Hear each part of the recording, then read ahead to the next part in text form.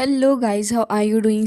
जैसा कि हमने लास्ट एपिसोड के अंदर देखा था कि वांग डोंग ने अपनी रियल आइडेंटिटी सभी लोगों के सामने रिवील कर दी थी। लेकिन सबसे ज़्यादा खुशी उसकी आइडेंटिटी रिवील करने पे अपने हु यू हाव को ही हुई थी। और साथ ही दोनों के बीच ढेर सारा अफेक्शन भी हमें देखने के लिए मिला था। और इसके अलावा दोनों ने लास्ट एपिसोड के अंदर एक दूसरे को किस भी किया होता है। इसी के साथ इस एपिसोड की स्टार्ट होती है, जहाँ पर हमें देखने के लिए मिलता है कि पोजीडोन वेले का जो माहौल था अभी भी ऐसा ही होता है। सारे ही लोग इस चीज़ को देख रहे होते हैं कि माहौल कितना ज़्यादा रोमांटिक हो गया है। और काफ़ी ज़्यादा हैरान थे वांग डोंग की अपनी ट्रू आइडेंटिटी को रिवील करने के बाद। तभी हम देखते हैं कि कुछ लड़कियां इस जगह पर खड़ी होती हैं और वो वांग डोंग को देख के खुश भी थी और थोड़े सदमे में भी होती हैं, क्योंकि वो यहाँ पर वांग डोंग को पसंद किया करती थी। और यहाँ पर ये भी कह रही होती हैं कि ये कितना ज़्यादा गलत हुआ है, जिसको अब तक हम लड़का समझते आ रहे थे और जिसके साथ में हम सीक्रेटली लव में भी थे, वो एक्चुअल में एक लड़की निकला। इसके बाद अब वो लड़कियां ये भी कह रही होती हैं कि बस अब इससे कुछ और नहीं हुआ है, बल्कि हमारा एक और कंपटीशन यहाँ पर आ गया। इसके अलावा यहाँ पर हमारा क्रश जो था वो अब एक बार फिर से मिसिंग हो गया है। तभी वांग डोंग और यू हाओ को देखते हैं, जो कि अभी तक एक दूसरे की तरफ काफ़ी ज़्यादा अफेक्शन शो कर रहे थे। और यू हाओ तो बहुत ज़्यादा खुश नज़र आ रहा था। वो अभी भी यहाँ पर वांग डोंग के हाथों को पकड़ के कह रहा होता है कि वांग डोंग ये तुम हो, जिसके साथ वांग डोंग काफ़ी ज़्यादा शर्मा रही थी और कह रही होती है कि तुम भी बहुत ही बड़े वाले इडियट हो। लेकिन यहाँ पर अपना वांग डोंग कह रहा था कि हाँ तुमने सही कहा, लेकिन मैं इतना भी ज़्यादा इडियट नहीं हूँ, क्योंकि जो गोडेस यानी कि यहाँ पर वांग डोंग की बात कर रहा था और कह रहा था कि गोडेस मेरे साइड पे हमेशा से ही रही, शुरुआत से लेकर अंत तक। जिसके बाद हम देखते हैं कि यहाँ पर वो थोड़ी परेशान होते हुए कह रही थी कि मैं डर रही थी कि कहीं तुम मेरी रियल पर्सनैलिटी को यानी कि मुझे रियल में एक्सेप्ट करोगे या फिर नहीं। लेकिन तभी अपना यूहा तो अभी तक उसको ऐसे ही प्यार से निहारे जा रहा था और कह रहा होता है कि ऑफ कोर्स, जिसके साथ ही हमें देखने के लिए मिलता है कि उसका ब्रदर भी वहाँ पर मौजूद था और काफ़ी ज़्यादा खुश वो उसके लिए हो रहा था। काइटो और शाओ शाओ को देखते हैं, जो कि दोनों इन दोनों को देख के काफ़ी ज़्यादा खुश नज़र आ रहे थे। तभी काइटो कह रहा होता है कि अगर उस दिन हमारे पास में यूहाओ ना आया होता तो शायद से आज हम लोग काफ़ी ज़्यादा अंधेरे में होते। जिस तरह बेचारे जू शेंसी के साथ में और वो काफ़ी ज़्यादा रो रहा होता है, क्योंकि उसके लिए तो आज बहुत ही ज़्यादा बुरा दिन था, क्योंकि उसके साथ तो सबसे ज़्यादा गलत हुआ है। तभी हम देखते हैं कि यहाँ पर एल्डर आ गए थे और वो यहाँ पर बात करने लग जाते हैं सेकंड एल्डर की सोल कंडीशन के बारे में। तभी वो यहाँ पर अपने यूहा और साथ ही वांग डोंग को देखते हुए कह रहे थे कि ये जो नया नया कपल है अभी प्यार में हुआ है। और साथ ही वो ये भी कह रहे थे कि हमें पोजीडोन पवेलियन के अंदर इस मीटिंग को कल तक और रोकना होगा, और वो यहाँ पर इसके बारे में कल को बात करने के लिए कहते हैं। हालांकि इसके बाद अब हमें देखने के लिए मिलता है कि यूहा और वांग डोंग अब कुछ और वक्त अकेले स्पेंड करने के लिए चले गए थे। वो दोनों एक लेक के अंदर होते हैं, बहुत ही ज़्यादा सुंदर माहौल था। और यहाँ पर यूहा जो था वो वोट को चला रहा होता है और साथ ही वो ये भी कह रहा था कि दोंगार, मैं तुम्हें फ्यूचर में जाके क्या ये बोल सकता हूँ। तभी यहाँ पर वो कह रही होती कि हाँ यूहा, और ये भी कह रही थी कि प्लीज़ मुझे माफ़ कर दो कि मैंने अपने जेंडर आइडेंटिटी को तुमसे छिपाया है, मुझे बहुत ही ज़्यादा बुरा लगा इसके लिए। लेकिन तभी यूहाओ कह रहा था कि हाँ मैं समझता हूँ इन सारी चीज़ को, और मैं तो लकी हूँ कि तुम मेरे साथ थी। तभी वहाँ से एक जेलीफिश ऊपर की तरफ को उड़ रहा थी और ढेर सारी जेलीफिश और आ गई थी। तभी वांग डोंग भी यहाँ पर खुश हो रही थी और वो माहौल को देख रही होती है, जो कि काफ़ी ज़्यादा ब्यूटीफुल सा हो गया था। जिसके साथ ही अब वो खड़ी हो गई थी और सब कुछ चीज़ों को फील कर रही होती और ये भी कह रही थी कि मैं कितनी ज़्यादा खुश हूँ। तभी यूहाओ ये कह रहा होता है कि मैं भी खुश हूँ कि तुमने शुरुआत में ही अपनी पर्सनैलिटी को शो नहीं किया, वरना तो अगर तुम्हारी ट्रू आइडेंटिटी किसी को पता चल जाती तो सारे ही लड़के तुम्हारे पीछे ही पड़ जाते। जिसके बाद हमें देखने के लिए मिलता है कि वांग डोंग दोंगार यहाँ पर आगे की तरफ को जा रही थी और अभी भी उसे यूहाओ के ऊपर गुस्सा आ रहा होता है कि आखिर क्यों यूहाओ उसको पहचान नहीं सका। और साथ ही वो अब यूहाओ को अपनी तरफ बुलाने के लिए भी कहती है। यूहाओ तो अब तक इन सारी चीज़ों को थोड़ा लाइटली ले रहा था, लेकिन जब वो प्यार से उसकी तरफ देखती है तो यूहाओ उसके इशारे को समझ गया था कि वो भी उससे बेहद प्यार करती है जितना यूहाओ उससे करता है। यूहा तुरंत ही उसके काफ़ी ज़्यादा पास में आके कहता है कि ऐसा लग रहा है कि जैसे कि मैं कोई सपना देख रहा हूँ। और यहाँ पर ये भी कह रही होती है कि मैं उम्मीद करती हूँ कि तुम मेरी बातों को समझोगे। यूहा पास्ट के सारे ही सीन्स को एक बार फिर से याद करने लग जाता है कि कैसे पास्ट में दोनों ने ही एक दूसरे का साथ दिया था। यूहाओ दोंगार के और भी ज़्यादा क्लोज आके उससे कह रहा होता है कि मैं अब से तुम्हारे साथ रहूँगा। दोनों काफ़ी वक्त तक ऐसे ही इधर से उधर टहलते रहते हैं और अच्छा खासा क्वालिटी टाइम भी एक दूसरे को देते हैं। जिसके बाद यूहाओ ये कह रहा था कि देखो अब से मैं ही तुम्हें प्रोटेक्ट करूँगा। जिसके बाद डोंगर काफ़ी ज़्यादा खुश थी और ये लोग यहाँ पर स्काईलाइट्स को देख रहे थे। मौसम काफ़ी ज़्यादा अच्छा हो रखा था और सब कुछ काफ़ी ज़्यादा रोमांटिक हो रहा होता है। दूसरी तरफ हमें थोड़ी सी झलक भी दिखाई जाती है तैंग सैन और उसकी वाइफ यानी जीवू की। दोनों ही काफ़ी ज़्यादा खुश और पीसफुल नज़र आ रहे थे। आसपास का इन्वायरमेंट वो भी काफ़ी ज़्यादा अच्छा होता है। जिसके साथ ही यहाँ पर अब यूहाओ ये कह रहा था तो इसका मतलब तो ये हुआ कि तुम्हारी कोई बायोलॉजिकल सिस्टर है ही नहीं, लेकिन जिस लड़की को मैंने कल देखा था वो तो एग्जैक्टली तुम्हारी तरह ही लग रही थी देखने में। जिसके साथ अब हमें वही लड़की दिखाई जाती है जब यूहाओ ने उस लड़की को देखा था। साथ ही जब उसका मास्क वहाँ से उड़ते हुए आ गया था तब उसने देखा था कि उसके ऊपर उस लड़की का नाम वांग क्यू लिखा हुआ है। जिसके बाद दोंगार भी यही सोच रही थी कि आखिर ये पॉसिबल कैसे हो सकता है। यूहाओ भी उसकी शक्ल को ही देख रहा था, लेकिन तभी वो उसे एक पोटली दे रही थी और कह रही होती है कि ये तुम्हारे लिए है। यूहाओ उस पाउच को तुरंत ही ले लेता और कह रहा था कि ये तो तुम्हारे फादर ने दिया था ना तुम्हें। जिसके साथ ही वो ये कह रही थी कि हाँ उन्होंने मुझे दिया तो था और उन्होंने मुझे ये भी कहा था कि ये मैं उसे दे दूँ जिसको मैं पसंद करती हूँ। साथ ही वो सेकंड फादर के बारे में बताते हुए ये भी कह रही थी कि उन्हें पहले से इसके बारे में पता था। जिसके बाद वो थोड़ी शर्माने लग जाती है। यूहाओ तुरंत ही अब उस पाउच को खोलने की कोशिश कर रहा था, लेकिन तभी यहाँ पर वो उसके पास आके उसको मना कर देती है और कह रही थी कि अभी नहीं, इसके ऊपर मेरे फादर की सील लगी हुई है और जब तक सही वक्त नहीं आएगा तो फिर तब तक हमें इंतज़ार करना होगा और जैसे ही वो अपॉर्चुनिटी आ जाएगी तब ये खुद ही ओपन होने लगेगी। जिसके बाद हम देखते हैं कि लोग वापस से इसी जगह के रूम्स के अंदर आ गए थे। अब यहाँ पर यूहाओ वांगडोंग के पीछे ही चला जाता है क्योंकि उसे पुराने वक्त की ही आदत है उसके साथ रूम में रहने की। लेकिन अब जब वो पूरे तरीके से एक लड़की के रूप में सबके सामने आ गई है तब वो यूहाओ को बाहर भेज देती है और कह रही थी कि तुम्हारा रूम तो दूसरी साइड है। जिसके साथ ही वो गुड नाइट बोल के वहाँ से रूम को बंद कर लेती है। जिसके बाद अब हमें देखने के लिए मिलता है कि वाह खुद भी यही कह रहा था कि अभी तक मैं दोंगार की न्यू आइडेंटिटी को अडेप्ट नहीं कर पाया हूँ। इसके बाद अब हमें सुबह का सीन दिखाया जाता है जहाँ पर यूहाओ काफ़ी वक्त से सो रहा था और उसने अच्छे से अपनी स्लीप ले ली होती है। जिसके साथ ही वो ये भी कह रहा था कि पोजिडोन पवेलियन के अंदर उठना काफ़ी ज़्यादा सही रहा। साथ ही वो जो गोल्डन ट्री थी उसका हीलिंग इफेक्ट भी बहुत ही ज़्यादा अच्छा था। इवन मैं थोड़ा ज़्यादा ही सो गया और साथ ही वो ये भी कह रहा था कि मुझे टाइम निकाल कर प्रैक्टिस भी करनी होगी। जिसके साथ वो तुरंत ही यहाँ पर प्रैक्टिस करने के लिए बैठ जाता है और यूहाओ ये भी कह रहा था कि करने के बाद में तुरंत ही दोंगार के पास जाऊंगा। लेकिन तभी यहाँ पर मास्टर आ जाते हो और अब वो उसे देखने के बाद ये कह रहे थे यूहाओ तुम्हें मेरे साथ पोजिडोन पवेलियन की तरफ चलना होगा। यूहाओ तुरंत ही उठ के खड़ा हो जाता है क्योंकि वहाँ पर मास्टर आए थे तो फिर वो समझ गया था कि ज़रूर से कोई ना कोई इम्पोर्टेंट काम होगा उनको। जिसके बाद अब हमें देखने के लिए मिलता है कि वो ये कह रहे थे कि पोजिडोन पवेलियन के अंदर तुम्हें चलना होगा क्योंकि वहाँ पर टीचर श्वान और बाकी सारे लोग तुम्हारा इंतज़ार कर रहे हैं। और वो अब ये भी कह रहे होते हैं कि वैसे पोजिडोन पवेलियन के अंदर हमने एक मीटिंग रखी है और वो मीटिंग स्पेशली हमने तुम्हारे लिए ही रखी हुई है। जिसके साथ ही वो ये भी कह रहे थे कि बाकी सारे लोग भी काफ़ी ज़्यादा क्यूरियोसिटी दिखा रहे होंगे क्योंकि कल जब तुमने अपनी सोल रिंग और बाकी सारी पावर सबके सामने शो की थी तभी से ही सब लोगों को काफ़ी ज़्यादा इंटरेस्ट इसके अंदर आ रहा है। हालांकि इसके बाद अब हमें देखने के लिए मिलता है कि यहाँ पर बाकी सारे जो अपने श्रेक्स थे वो इस जगह पर खड़े हुए होते हैं और वो जैसे ही देखते हैं कि वांग दोंगार भी यहाँ पर आ गई है तो फिर तुरंत ही शाओ शाओ उसके पास में आने लग जाती है और कह रही थी कि तुम यहाँ पर आ गई हो फाइनली। जिसके बाद हमें देखने के लिए मिलता है कि यहाँ पर बेई बेई कह रहा था कि अब हम सातों के सातों श्रेक आपस में आ गए हैं तो मतलब कि अब हमारी थैंक्स एक्ट एक बार फिर से ठीक हो गई है और वो सारे के सारे चीयर करने लग जाते हैं अपनी 7 श्रेक टीम को।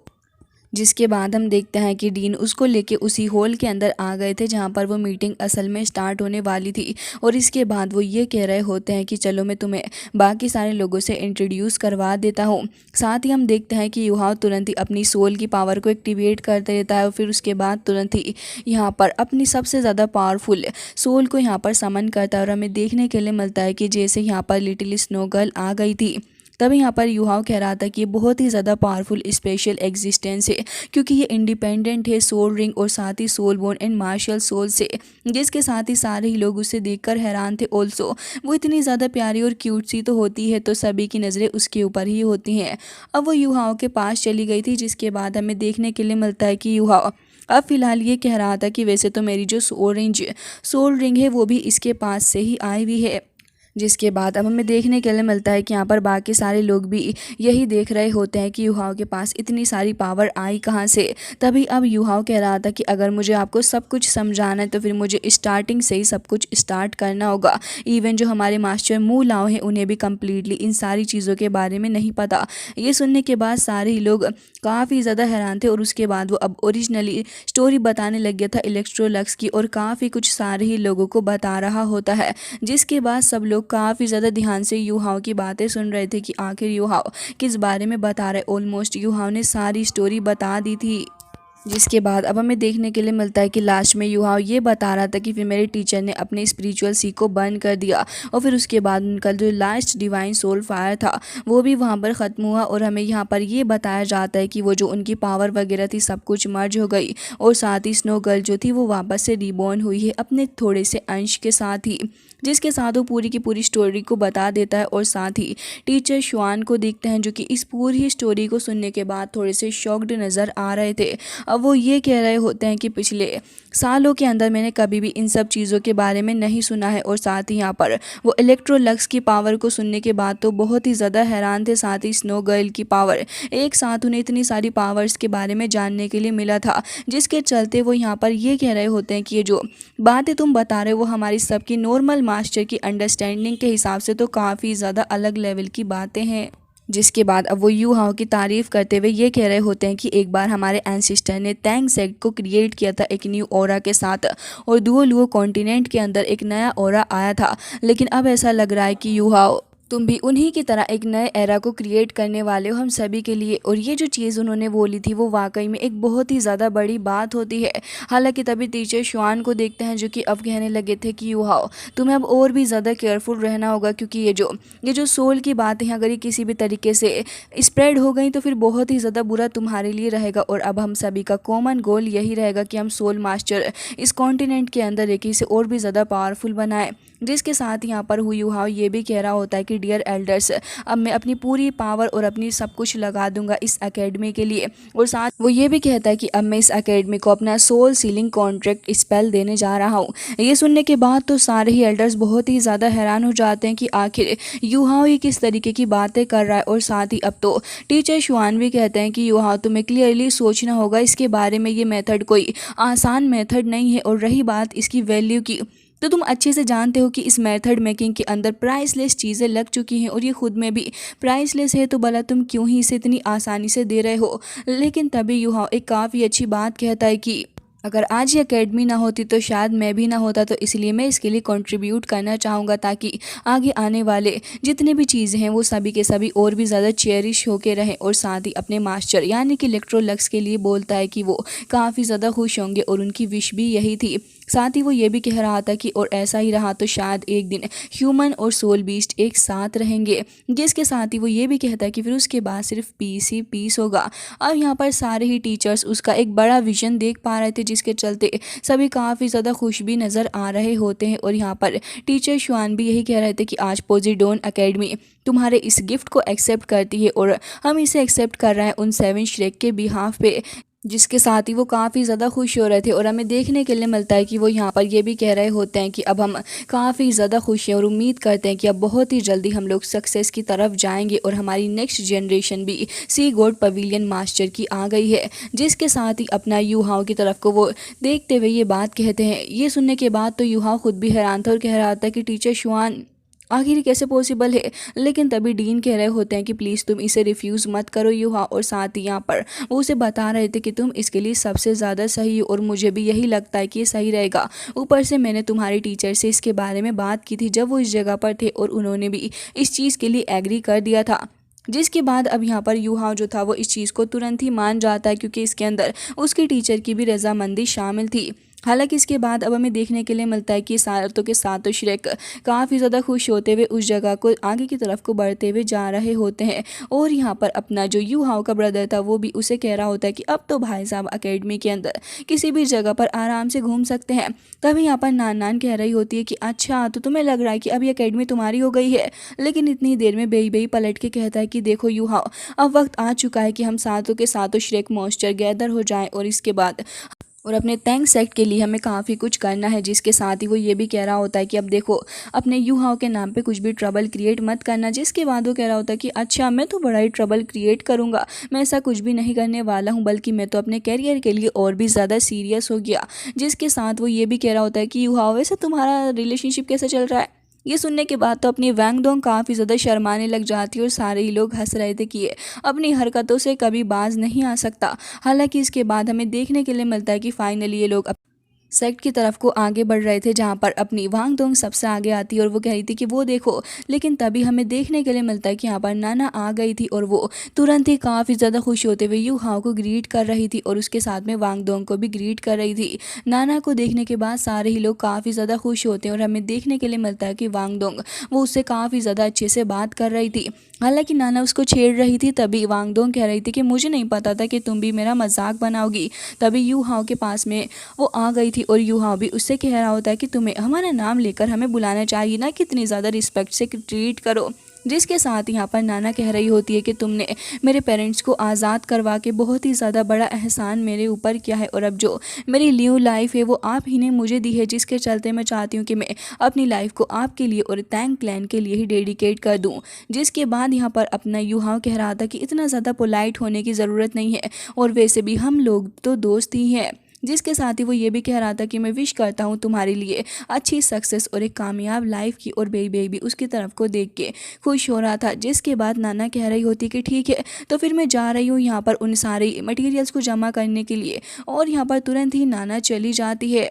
जिसके बाद हम देखते हैं कि लोग डिस्कशन करते हुए आगे की तरफ को ही बढ़ रहे थे और यहाँ पर बातचीत कर रहे होते हैं कि आखिर सेक्ट के लिए किस किस की क्या रिस्पॉन्सिबिलिटीज़ रहेंगी। हालांकि उसके बाद हमें देखने के लिए मिलता है कि यहाँ पर यू हाओ एंड काइटो के कंधों के ऊपर सबसे ज़्यादा बड़ी रिस्पॉन्सिबिलिटी का भार डाला जाता है और हमें देखने के लिए मिलता है कि यहाँ पर ये लोग ऐसे ही बात करते करते आगे जा रहे थे। लेकिन तभी यहाँ पर बेबे जो था वो यहाँ पर जैसे ही टीचर्स के स्टेटस को देखता है उससे अपने टीचर की याद आने लगी थी।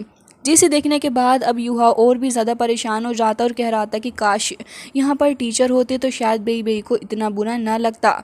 इसके बाद हमें देखने के लिए मिलता है कि यहाँ पर ये लोग अब आगे की तरफ को जा रहे थे और हमें देखने के लिए मिलता है कि यहाँ पर काफ़ी सारा कंस्ट्रक्शन का काम वगैरह भी चल रहा था। तभी दोंगार कह रही थी कि हमारा तैंग साइट के साथ में काफ़ी पुराना रिलेशन है और इसी के चलते मैं चाहती हूँ कि मैं इसमें काफ़ी ज़्यादा कंट्रीब्यूट भी करूँ। तभी श्याओ श्याओ कह रही होती है कि आपने तो 61 सोल एम्परर के लेवल को भी हासिल कर लिया है और मुझे ऐसा लग रहा है कि अब आप आगे जाके और भी ज़्यादा पावर को गेन करने वाली हैं। तभी यू हाउस से बात करते हुए कह रहा था कि अच्छा ऐसी बात है तो तुमने अपने लेवल को इंक्रीज़ कर लिया। तभी यहाँ पर वांग डोंग को गुस्सा आ जाता और वो कह रही थी कि इडियट, तुम तो मुझे तब भी रिकॉग्नाइज़ नहीं कर पाए। हालांकि इसके बाद वो ये भी कह रही थी कि मैं इस टैंक सेक्ट को एक बार फिर से खड़ा करने के लिए अपनी पूरी की पूरी जान लगा दूंगी।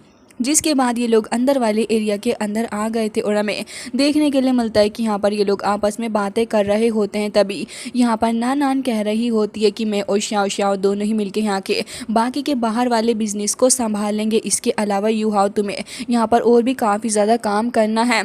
जिसके साथ ही हमें देखने के लिए मिलता है कि हमें यहाँ पर कुछ और वेपन्स को दिखाया जाता है। वैसे तो यहाँ पर मेनली 2 ही वेपन रखे हुए थे जो कि जुगे डिवाइन क्रॉसबो और सोल गाइड कैनन बोल्स थी। जिसे देखने के बाद काइटो कह रहा था कि ये तो बहुत ही ज़्यादा अच्छी रहेंगी और हमें इसमें बस थोड़ा सा अपग्रेडेशन और करना है। जिसके बाद हम देखते हैं कि यहाँ पर फ़िलहाल ये लोग ऐसे ही अब आपस में बातें करके डिसाइड कर लेते हैं कि अब आगे क्या क्या करना है। तभी काइटो थोड़ा परेशान लग रहा था और ये कह रहा होता है कि मुझे तो ऐसा लग रहा है कि सन एंड मून एम्पायर ने ज़रूर से ही हमारे खिलाफ अपने लोग भेजे हैं और वो हमारे ऊपर ज़रूर से निगरानी भी कर रहे हैं। हालांकि वो श्रेक से अभी से डरते हैं, तो लग रहा है कि श्रेक आगे जाके काफ़ी कुछ करने वाला है।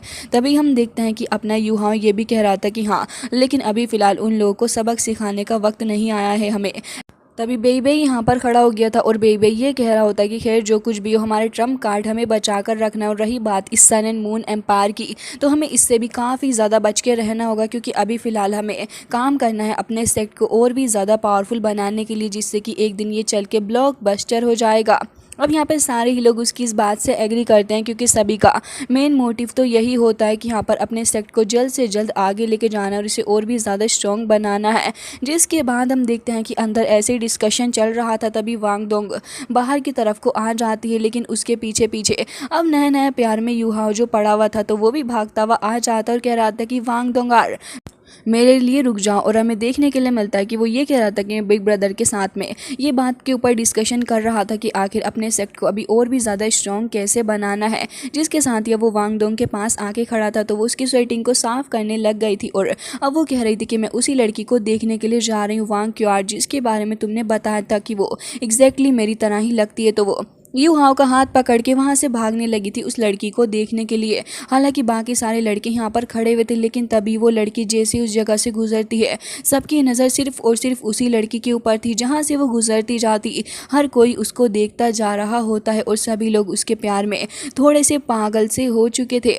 अब हमें देखने के लिए मिलता है कि यहाँ पर जैसे जैसे वो लड़की थोड़ा आगे जा रही थी अपनी एडमिशन की क्रिया को करवाने के लिए, तभी यहाँ पर लोग खुद ही साइड दे देते हैं और यहाँ पर वो जो एडमिशन करने के लिए लोग बैठे हुए थे वो कह रहे थे कि मिस आप पहले अपना मास्क हटा लीजिए जिससे कि हमें आइडेंटिटी की वेरिफिकेशन हो जाए।